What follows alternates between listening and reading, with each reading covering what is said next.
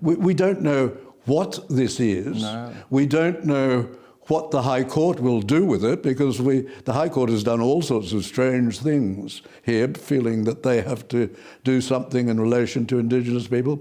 I was at the Opera House a few months ago, and before the performance started, we had the usual formula, which is virtue signalling by those who run the Opera House, that we must pay our respects to the Indigenous people and their leaders, past, present, and emerging. They've added emerging, so it goes on for some time, and this makes a lot of people feel very good.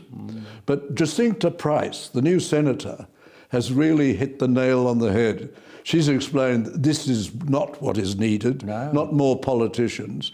What is needed is dealing with the serious problems of child and abuse of women, both violence and sexual, which is completely out of proportion and out of control in some parts of the remote areas, in the remote communities. Absolutely. Just back to this Republic, according to the Assistant Minister for the Republic, quote, Labor is committed to, at some stage, holding a discussion with the Australian public about moving towards having an Australian head of state.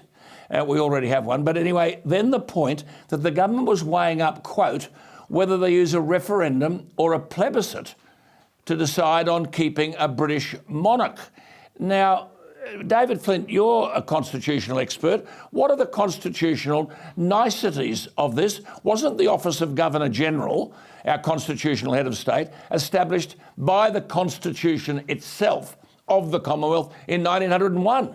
Exactly, and in 1907, a High Court consisting of those who wrote the Constitution said he is the constitutional head of the Commonwealth. It's all clear, very clear. When he goes overseas, the foreign governments are told he is the Australian head of state.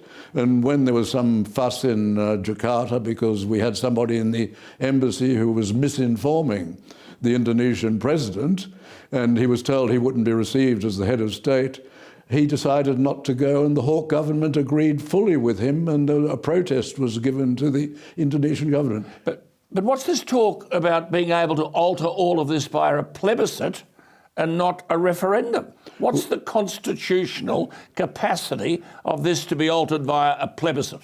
Well, we've had an opinion that this is unconstitutional to even try to do this in advance. I would have thought.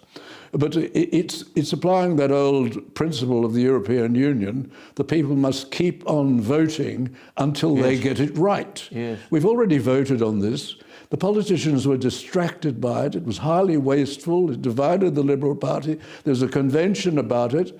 They had a referendum on it. All of the media, the mainstream media, except you, were in favour of it.